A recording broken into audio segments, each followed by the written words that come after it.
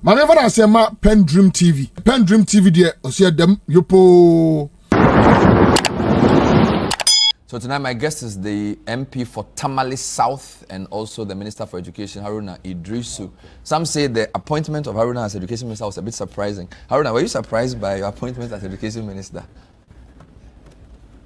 Not at all. I'm sure President Mahama thoroughly engaged and consulted before the decision to send me to the Ministry of Education. Probably to help him reset Ghana's education sector, which undoubtedly faces enormous challenges from kindergarten basic education through primary, junior high school, secondary education to tertiary education. There are significant challenges and problems that need to be dealt with head on. And I'm sure he trusted my judgment in that respect. I have not disappointed him in the last 1 year, and I shall not. And we will review and reform Ghana's education generally in order that we would produce competences that can stand the 21st century. And therefore, we intend to work to equip Ghanaians with what you call the 21st century skills, not just knowledge, but critical thinking, analytical minds, in order that they can contribute to the development of our country and probably to global affairs. So I wouldn't say that I was surprised. But quite a very challenging portfolio. And you touch every life. Every parent is looking for you. Would you say it's a bigger portfolio than communication and trade, which you held absolutely, in the previous? Absolutely. In terms of agencies, I'm sure I can count 23 agencies under the Ministry of Education. We have the largest workforce in Ghana, which is in the region of some 360,000 teachers across the country. We also have the largest pension fund, which is GSOP, which is probably doing very well, and with an asset portfolio of about 30 billion Ghana cedis. So a challenging portfolio, but surmountable. You will not be the first former student leader to be an education minister, but for some of us who are in university in those years, I think it's an interesting. Because usually for a NUCS president, the student body sees you as the one who fights government for us. And I think you were president in 96, 97. And then 28 or 29 years later, you are the one who is the Minister for Education that we were taunting in school. I don't know whether you thought about the irony of that. Once in a while, when I sit in the conference room, I catch a glimpse of the pictures around, and I see late Harry Sawyer, Amwakunwama, Bauredu, Deputy Ibi Chambers at some point. Chambers, who mentored me along the line, and then Dr. Ekospio Gabra, then Osafu Mafo. So it comes to you with some nostalgic feeling, but spurs you on to see what you can do. So it is in rural-urban divide. There are better quality. And then you're also talking about disparities in and private schools, where the private sector seem to do well at the basic level than many. But generally in Ghana, we can pride ourselves that Ghana have made significant strides in expanding access to education generally. Understandably, our literacy rate is around 79% compared to our peers, South Korea, which is now 98%. We could do better as a country. I'm told that our per capita income has significantly increased. It probably will run from $2,500 to about $3,200 with some significant improvement in the GDP rate of the country. Here we have moved away from 82 billion to about $123 billion. So that consequentially will affect the computation of Ghana's per capita income. But overall, we should do better in order to address the despondents, particularly young people and the youth. You recall that in 2016 when I said that unemployment was a national security crisis, there were many who didn't appreciate it at the time. It remains a ticking time bomb. We need to find urgent answers and urgent solutions to addressing the growing youth unemployment. Let me deal with the last historical issue. The last historical education.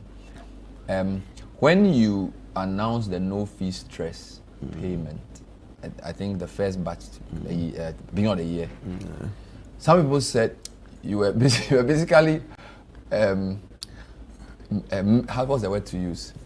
It was penance, because a lot of students, when I was in the university, blamed you for agreeing to cost sharing, because you were the NUC's president because don't forget that cost sharing was the basis of a lot of the Mobarawa struggles. So basically, when the student leadership agreed in principle to some cost sharing, that's when the agitations around we won't pay became such a big thing. So now as education minister, it's okay, let me wash my sins away by giving university students free school fees for 1 year to clear my guilty conscience. How do you answer to that? Fortunately for me, no fee stress is not my initiative. It's that of John Dramani Mahama, the President of the Republic. I'm only the implementing minister and implementing institution with the Student Loan Trust Fund, and then the GET Fund also providing additional support. But as you may recall historically, whilst historically you want to blame Haruna and Idrisu for cost sharing, then credit me for GET Fund, because those were the two that we unanimously agreed to at the PEF-funded Akusumbo Forum on funding tertiary education in Akusumbo at the time. If you recall, Professor Ivan Adai, Stanley Pierre, Kwesi Abiesi is still alive. It was to discuss whether or not government alone could fund or finance education generally in Ghana. At the time, as pragmatic as I've always been, I didn't think that it was the sole responsibility of government to do that. That has opened up access. Remember, even at the time, between 1997 and 1998, there was no private provision of tertiary education in Ghana, save IMS, Institute of Management Studies, if you recall. So that also provided an opportunity for expanded access to higher education with the opportunity to the private sector. And there are many or uncountable number of higher education institutions today that are also providing quality tertiary education. Talk about Accession University or Central University, they are doing their part. Talk about Montcrest, they are doing their part in complementing government. Otherwise, that category of students who gain admission to those schools would have been home or helpless in some situations. So historically, yes, you can go back to our days in the university, particularly at the University of Ghana, where I was then president of the National Union of Ghana student. I don't shy away from my core values and principles that I hold strongly to. I'll come back to education later. Mahama, 1 year. Some people have said they've done this rubric. Economy, good. Galamsey, bad. Fight against corruption, probably early, too early to say. And then they say other things around, say, size of government. He performed. He says he would do it. So there are different rubrics. So let's take it quickly one by one. Would you agree that economy, generally good? There's no issue there. Bernard, I think it's important that you situate it in context. You can liken the 2024 presidential and parliamentary election into a heavyweight fight, where arguably the New Patriotic Party, led then by Nana Addo Dankwa Akufo-Addo, had lost stamina and strategy, and therefore it was obvious that they were not living up to the expectations of Ghanaians. And that brought in John Dramani Mahama as president with an overwhelming or extraordinary parliamentary majority, giving him an opportunity to reset and to reset the country as he himself have rightly described it, reset the economy in order that the new Patriotic Party government had done long-term damage to the Ghanaian economy.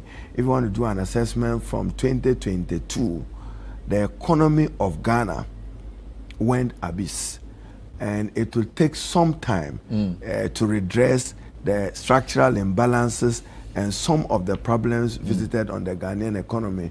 Not just COVID, but you had an economy where inflation was 54, coming down to 23%. You had an exchange rate regime of the dollar to the city between 16 Ghana cedis to a dollar. That's unacceptable. It simply increased the cost of doing business and crashed out the Ghanaian private sector completely. So the private sector of Ghana, more or less, is a rebirth opportunity for them with the return of John Dramani Mahama. That's part of the gains of the reset. They are now beginning to find their feet and to make their contribution to the sustainable development of the country. Now, if you talk about size of government, let's stay with the economy. Whilst what you said is generally true in terms of stability, there's a concern about money. Contractors were crying for payment. I think the president ordered a couple. Some people even claim that the stability that the finance minister had led to achieve was purely because you were not spending, which is why inflation is down and the rest of it. I think you've heard your colleagues say this. How do you respond to that? So inflation is down from 23% now to 8-9%. Exchange rates have stabilized. So that has resulted in a reduction of prices of goods and services.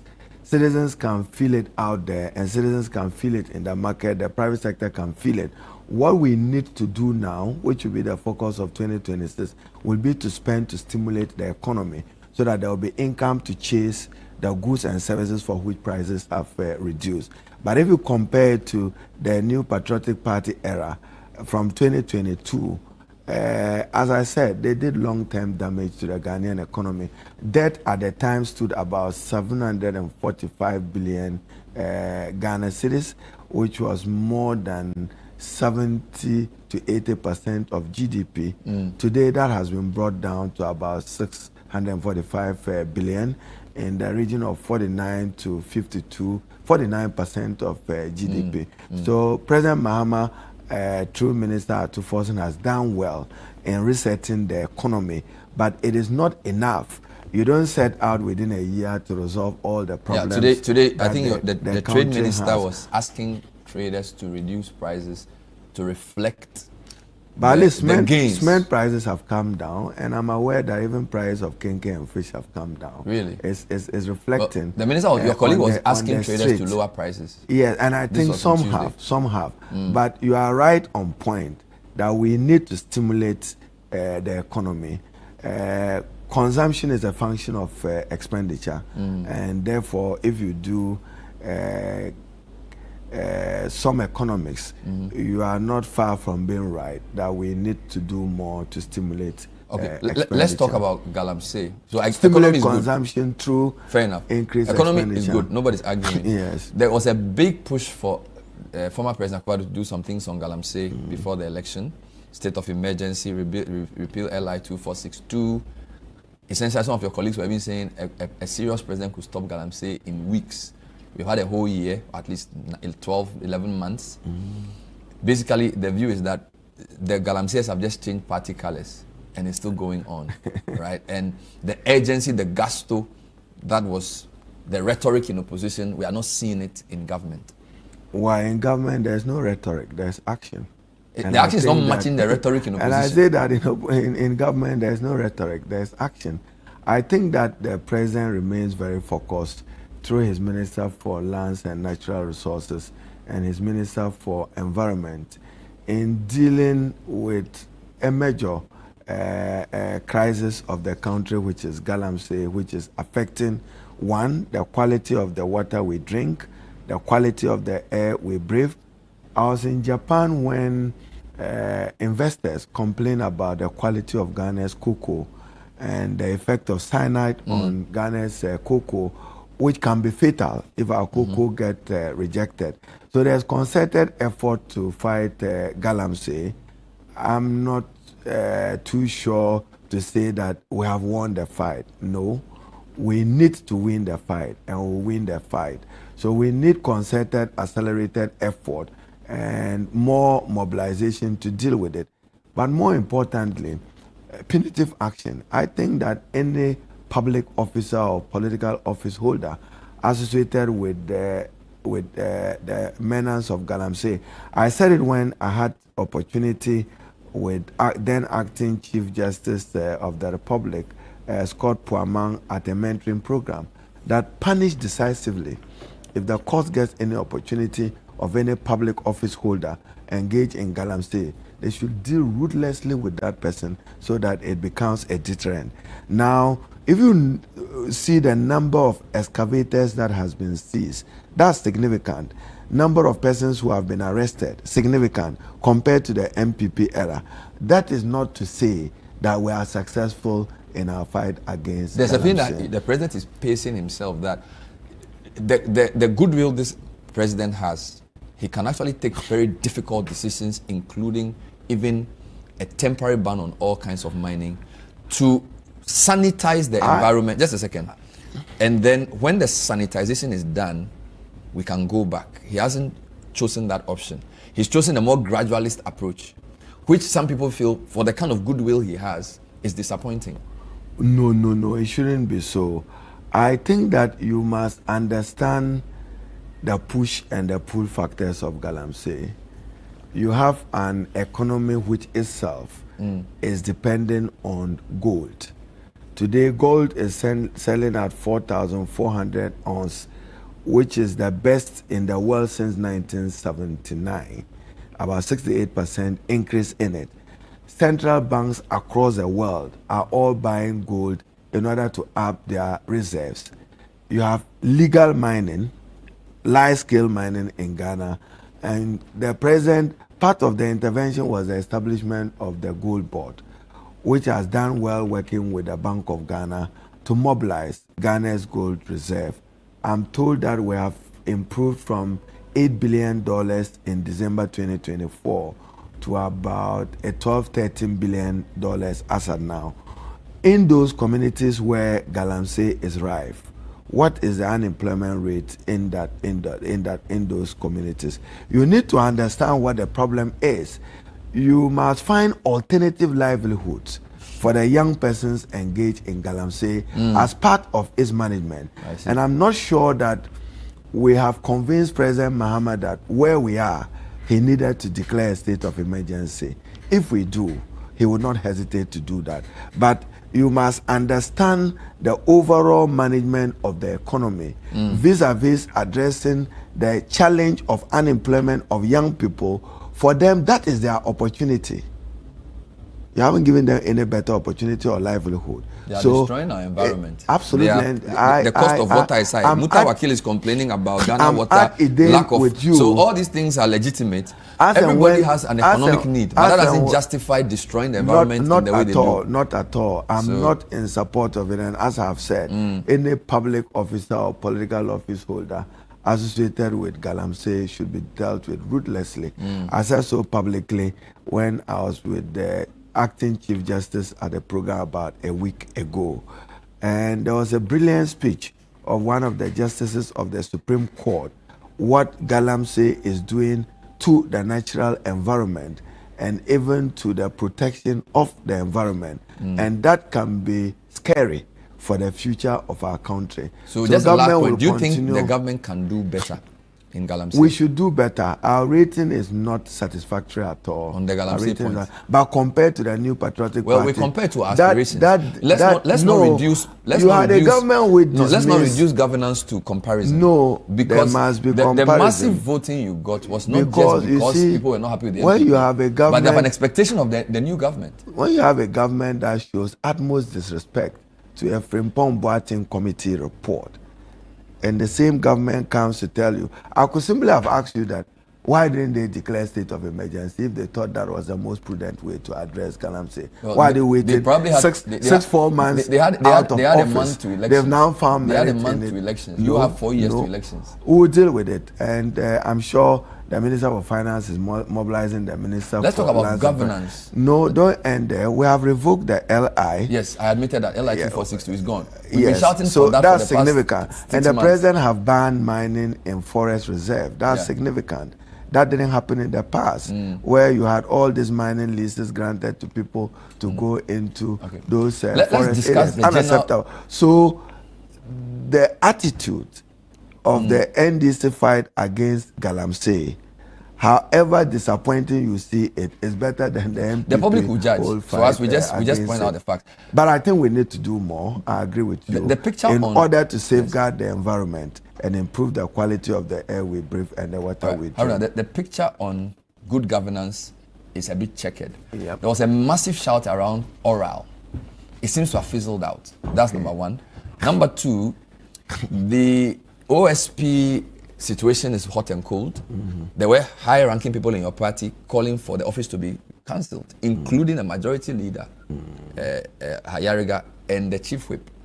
There's also been issues around the Attorney General's approach to his corruption cases, where sometimes he's giving a lot of details about his intentions, and he's not even necessarily proceeded to court on some of the cases.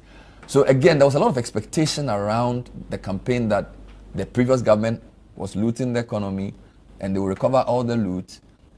Yes, we are not saying go and put people in prison without due process, but the whole feeling around anti-corruption seems to have, I don't know, a bit of an anticlimax, in my view. Bernard, be assured that 2025, the focus of President Mahama, having assumed office, acutely aware and sensitive to the state of the Ghanaian economy, primarily had to focus on resetting the economy. Into 2026, the reset will shift to governance, and that will include constitutional, administrative, and legal review in order to strengthen our public institutions to ensure more efficient and effective delivery of the public goods. Now, when it comes to the Office of the Special Prosecutor, and I'm sure you would have a minute for me to explain this, I take a sociological view of the Office of Special Prosecutor. Go back to the days when 1981, 1979, regrettable as those developments may be in terms of Jerry Rawlings and the PNDC at the time, exacting even life as part of his commitment to end graft, economic corruption, which increases the cost of doing business and denies development to poor, deserving people. What that did for me was a redefinition of a new consciousness about corruption. So the Office of the Special Prosecutor, I conceive it in the same respect. It does come with a new consciousness that every public office holder is aware that there is a watchman somewhere watching you, not to abuse the public trust and not to betray the public trust, and that there are dire consequences for the betrayal of the public trust. Now, we all, and this is just to improve our constitutional jurisprudence. What we argued then, if you recall, so when I heard Speaker Michael Kwe talk about the Office of Special Prosecutor, I said, hey, Ghana, we have come very far. He was Speaker of Parliament when we thoroughly debated the establishment of the office. And one of the significant writings at the time was the U.S. State Department issued a very strong statement supporting President Akufo-Addo, at least in fighting corruption. We call it the Sunshine Laws. Right to information is a sunshine legislation. Creating the Office of the Special Prosecutor is part of dealing with graft head on. But the argument then was not about the existence of the office. It's about the constitutionality of it, which is reference to Article 88.4, I believe, or 3 of the 1992 Constitution, which vests prosecutorial powers, criminal prosecution, only in the Attorney General. So read 88.3 and 4. I follow the argument. Now, so it was more that argument. But having established the office, they are supposed to account to the Ghanaian people the extent to which they are fighting corruption and exposing it. And I think that consultation suffered along the line between the party in parliament and government. That probably occasioned that momentary lapse of judgment. I mean, we have an executive president, and President Mahama is in full control as leader of government, head of state. So you agree with President Mahama's view that it's too early to touch? Absolutely. Okay. We'll take a short break. When we come back, we'll continue with this. This is the point of view. Tonight is... But that's not to say that I agree with the constitutionality of that office and the process. My guest is Haruna Idrisu, and he's the Minister for Education. We'll actually talk about education again. We've just been breezing through the first year of the Mahama administration. Of course, he is a minister in that government, but we still want to test his own views around how well he thinks that government has done. We're discussing some governance issues. We'll be right back.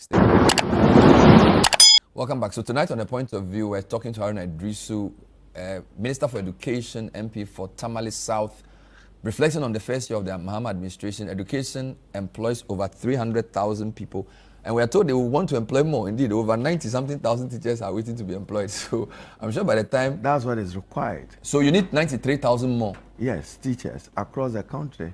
There are a number of basic schools that are without teachers. We have currently a backlog of about 36,000 teachers.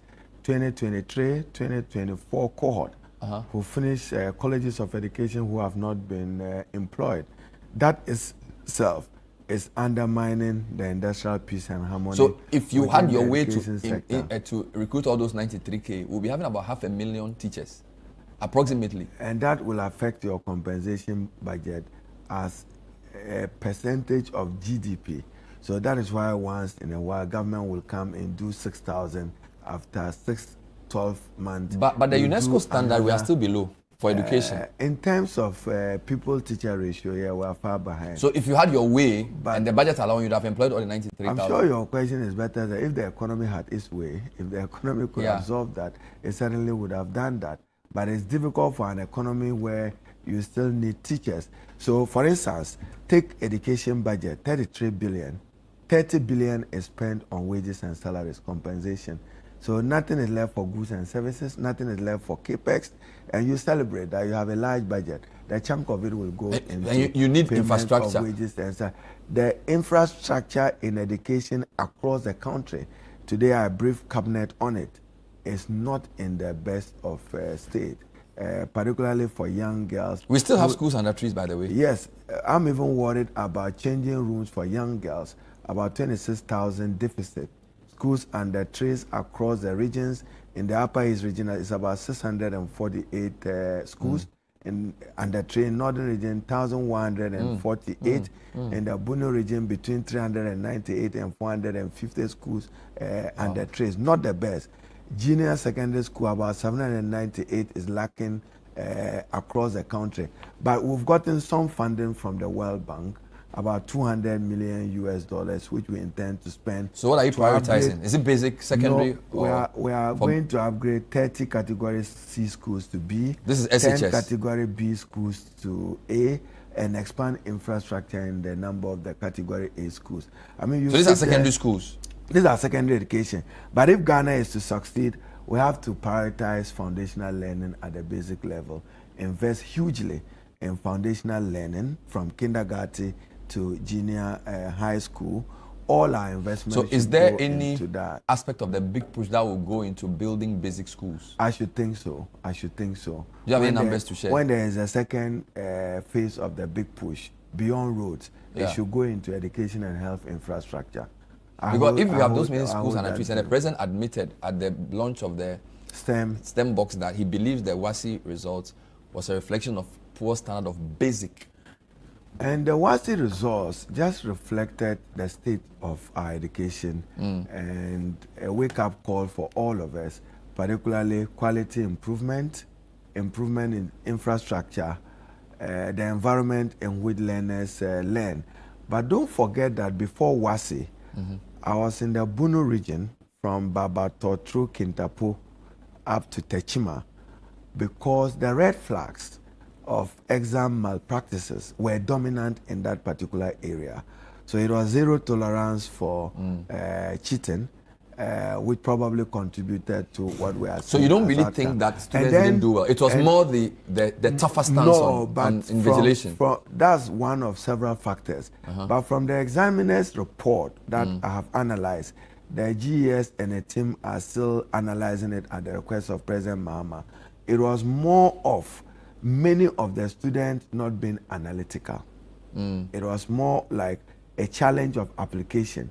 They gave them graphs, particularly in maths, and many of them couldn't be analytical in terms of the application of the graph. That's what accounted for the poor performance in mathematics. So we need to take it up, improve the standing of the teachers, support them in terms of their professional let's stay with career development. You said the school placement system was not working well, and you ordered some sort of review. Do you have the report? Do you know what you're going to do to make it better for next year? You know, school placement. I shared this true story where a particular parent was up in hills on me that, hey, Haruna Idrisu, you are failing to help me. I called you. You are not attending to me.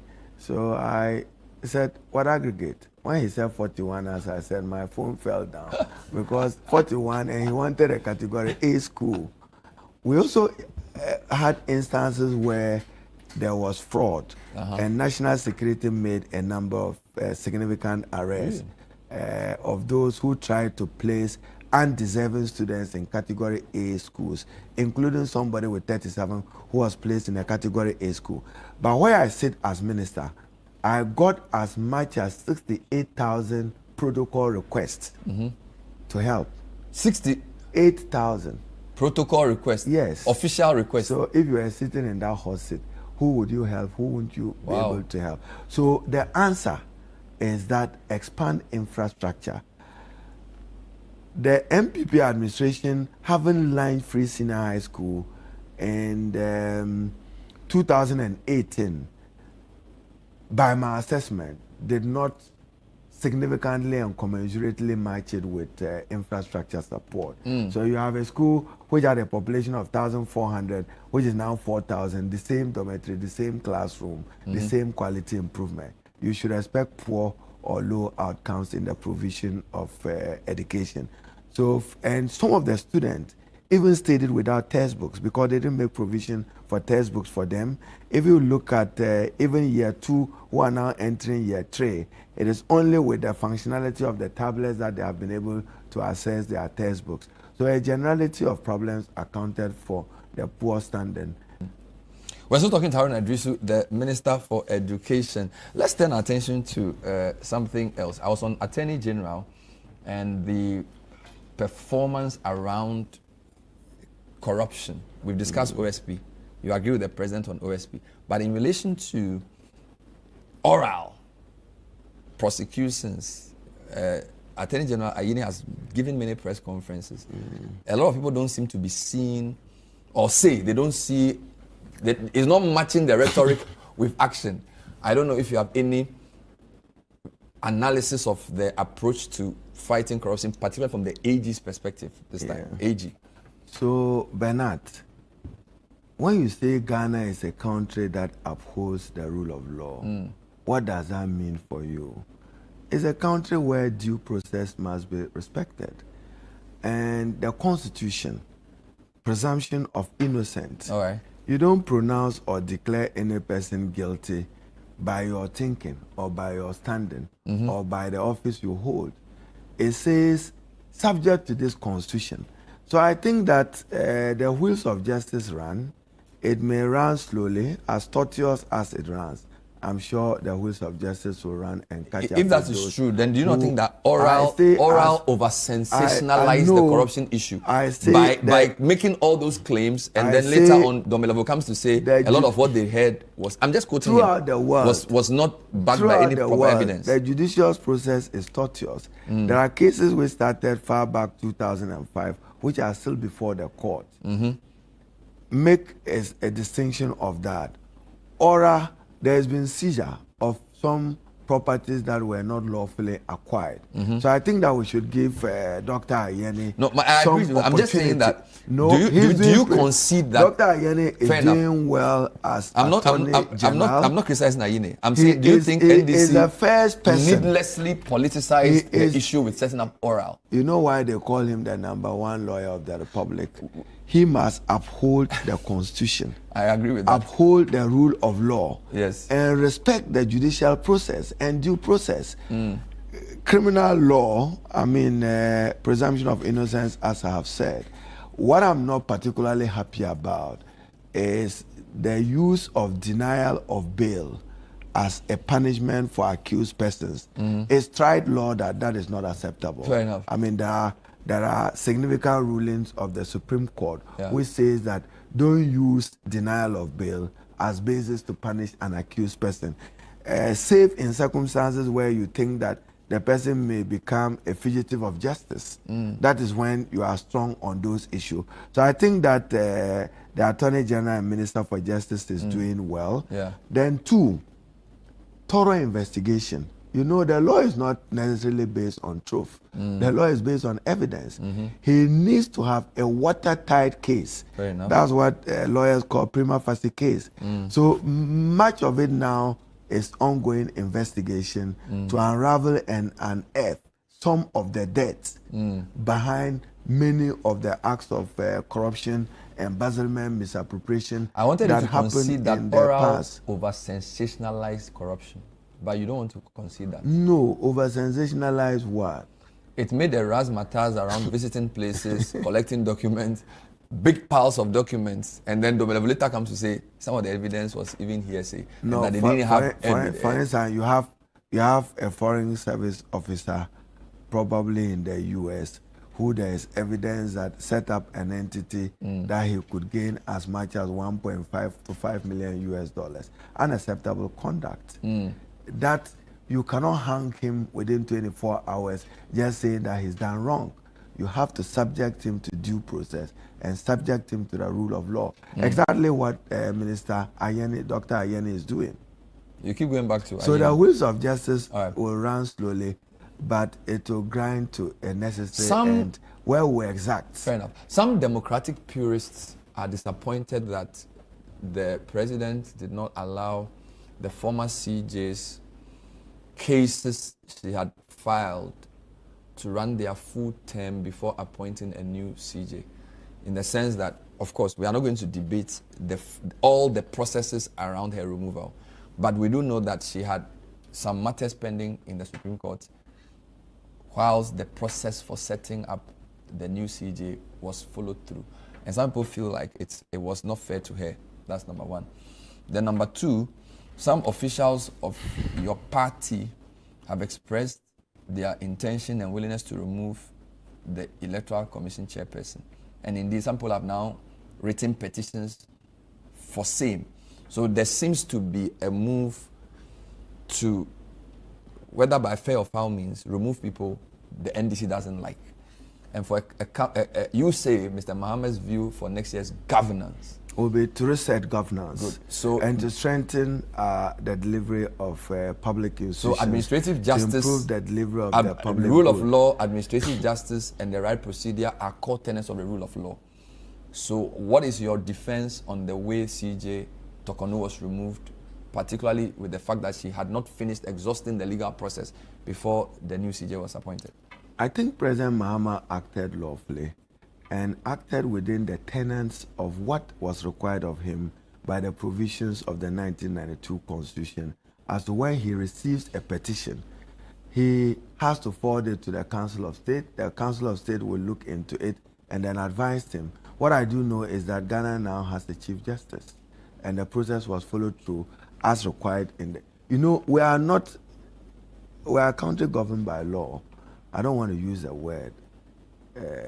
Ghana is a country governed by law. So the rule of law operates in its all. Yeah, but the specific question is that now, if an aggrieved person has not exhausted the legal system where the person is clearly made an appeal or has a case pending, is it fair for a fait accompli in terms of the person's replacement? The Constitution provided rigorous roadmap as to what should happen. And the president did exactly that. EC. Electoral Commission. The chairman of the party said in an interview that the EC was not fit for purpose. Now we've seen people put up specific sort of petition for her removal. Maybe let me take a break. I'll let you answer that when I come back. This is the point of view with Haruna Idrisu on a wide range of issues. Stay with us. Still here on the point of view. This is our last interview for the year 2025, and our guest is the Minister for Education. We decided to expand it. We're discussing education, but other governance issues as well. So I just wanted you to respond to the view that there seems to be a calculated move to rid sacred state institutions of people the NDC doesn't like. I think, Bernard, what is important is for us to safeguard our democratic credentials as one of the strongest democracies in Africa and probably growing to get our pride of place in the world. I'm not particularly happy about some aspects of the Electoral Commission's conduct, and I can give you practical examples. I've had the opportunity to vice chair the Electoral Commission when it comes to Parliament. I currently even serve on the independent constitutional bodies in Parliament. So I give you two worrying scenarios of the performance of the Electoral Commission. You recall that prior to 2024, the EC announced that no national ID, no voter ID card. That itself had a potential to disenfranchise 500,000 Ghanaians. The right to vote is embedded in Article 42 of the Constitution and defines who should exercise that right. Be a citizen of Ghana, attain 18 years, nothing more. It didn't say that go and have an ID card anyway. Then two, the declaration of results by the Electoral Commission, even though CI 127 governs the Electoral Commission conduct of the last presidential and parliamentary election, Bernard, it's a wrong for results to be declared at police station. We shouldn't encourage that culture in this country where might is right. That is wrong. So tomorrow, if a certain actor with influence finds that he's losing an election, he should disrupt it and say that go to police station and declare me. That's unacceptable. But maybe many of us have not even woken up to a crisis that the Electoral Commission possibly could have created even in the declaration of the presidential and parliamentary results. You know for a fact that about 9 to 10 parliamentary seats were not declared, probably for a longer period than what is acceptable. Can you imagine if it was the case in 2020 where you had 137, 138? They would have plunged this country and its democracy into a crisis. That is unacceptable. That kind of conduct, for me, is not good enough. When the Electoral Commission is declaring presidential results, and I am a student of the Commission and what they do, right from Afarijan to yesterday, I follow every process, even aggregation of results. These regional collation centers, why? For purpose of election, is Ghana divided into regions? That's wrong. Elections must be aggregated on the basis of constituency and constituency outcomes of its if you disagree with EC's behavior, there are forums for correcting them. To address my question has to do with wanting to remove the chairperson because you don't like certainly, their behavior. Bernard, I'm not the petitioner, so I cannot speak for the petitioner and what basis he has. I'm talking about people in your party stating let them that look into the merits. Stating that they want the chairperson let to them be look removed. into the merits of the petition.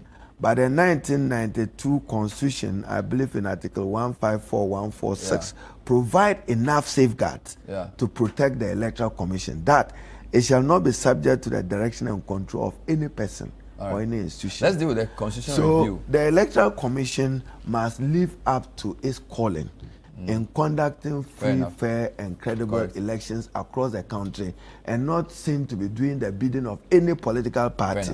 Have you seen the report that Professor Prempeh presented to the president, and how impressed are you with that work?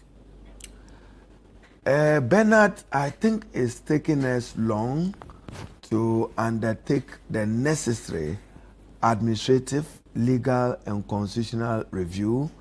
I trust that President John Dramani Mahama will make the best use of his extraordinary mandate in Parliament and its overwhelming acceptance in Ghana to reposition our governance for more effective and efficient delivery of what I described as a public good. Now, when you talk about constitutional amendment, remember President J.E.A. Mills established a constitutional review committee. Subsequent to it, a white paper was issued. Now, in this case, you have a committee. Yes. Not so Mills was a commission. not the one in the character of a commission of inquiry where you expect a white paper to be issued. Nana Addo Dankwa got the chairman's committee, which also looked into it, involving looking at some aspects of the constitution. Now, Bernard, Kenya went through a constitutional review process 2010. In Ghana, we need to look at the issues, entrenched and non-entrenched. Why did the Constitution provide for entrenched clauses in Article 290 of the Constitution? Because sovereignty resides in the people. So it is saying that on those major entrenched clauses, go back to the sovereign, the people of Ghana. Let them give you the power to proceed with an amendment or no amendment to the Constitution. It meant that it didn't want to leave it with the political elites so that the president and parliament can just decide. Someone elects the president. That's the sovereign. Now, in Ghana, we've repeatedly said that parliament is not sovereign compared to Westminster or the UK parliament, which is the sovereign. In Ghana, as you read the constitution, it says subject to this constitution. So wherever you find the word subject to this constitution, it operates as a limitation to the exercise of that authority and mandate given to you. So parliament just can't do at its places. The executive, the president, cannot do as he pleases. He must act in accordance with this constitution. So there are the easy ones, which is the non-entrenched provisions of the constitution, where parliament tomorrow, once the bill is introduced, subject to passing it through the Council of State. But Bernard, let me share this interesting story. We have just a minute, so you have to be very succinct. I'll use the 1 minute well. You know, Nana Addo Dankwa was celebrated highly as a constitutional lawyer. He is. But when he introduced a bill to amend Article 2431 of the Constitution on the election of district chief executives, in the minority, we just wanted to deflate his standing. That look, constitutional lawyer of that high standing, look at this unacceptable error he had committed. So if you read 2431 well, Nana Addo Dankwa in his correspondence to Parliament captured through Council of State an amendment to Article 2431, forgetting Article 2433. So as a minority, we just punished him so that he'll go and learn his constitution. Which is why he didn't push it. And then we rejected it. Not that, you see, he needed other consequential amendment, including 248. Is a candidate now going to stand election as an individual or on a political party ticket? It was an administrative legal error. Absolutely. Which you So rejected. given his standing, he should not. So his constitutional advisors, so President John Dramani Mahama will be thorough. So he's subjecting this to... Finally, we've seen you a few times tout the first lady, sorry, the vice president to become the first female president of Ghana. And some people see that as a strategic political move. So you've said that not once, I think twice or so. It's been captured in the media. Why do you keep touting her for president? Has she said she wants it? She is vice president of the republic, and arguably, given her standing, she is very capable of leading the country. I've worked very closely with her. And 2028 is still far away. You are talking about 3 years. But Professor J. Nana comes to me as someone who can hold the unity of the NDC as a political Is the NDC worried that there is no unifying figure to take over? Not at all. Because Mahama's stature is so high. And there doesn't seem to be anybody matching that level of promise. And therefore, maybe that's why you're pushing the... Mahama generally is an acceptable personality, and he's endearing himself well. I mean, his performance into 2025 can be described as telling in terms of discipline with all this difficulty in the management of the economy. He's listening more both to civil society and the Ghanaian public, and I believe that he means well for the good of our country, and given the opportunity, he would leave an enduring legacy behind as president of the Republic. Are you interested in the position? What position? I'm Minister for Education. Are you interested in being president? I say I'm Minister for Education. I know that. I know that obvious for us. I've served Ghana in some respects. I've been in Parliament now 21 years. That's good public service to the country. Are you thinking of standing for NDC flag bearer? Thinking. I'm MP for Tamale South, and I cherish the opportunity to serve the people of Tamale South. The time is not yet due. And I'll continue to serve the people of Tamale South as their MP. I hope you come back here into this chair so we can continue this. Someday, I'm sure. Someday. You make it sound so far away. I was hoping you would say very early next year. Someday. Merry Christmas and Happy New Year to you. Yeah, I think I should also use this opportunity to wish your listeners Merry Christmas and Happy Prosperous New Year in advance. It's been a very challenging year, and in the lenses of the public and the Ghanaians, we are not doing too satisfactory in the fight against galamsey. A wake-up that we should elevate and up our game in the fight against galamsey. That, I assure you, President Mahama will do. Thank you. Haruna Idrisu is the Minister for Education, and he passed through the studio on his way to a break. Everybody's going for Christmas break. I'm not PENDREAM TV. Now, so far so good. Say open online portal e Ghana. Nipa share, nipa follow, nipa comment here. To my best of knowledge, without any biases, PENDREAM TV.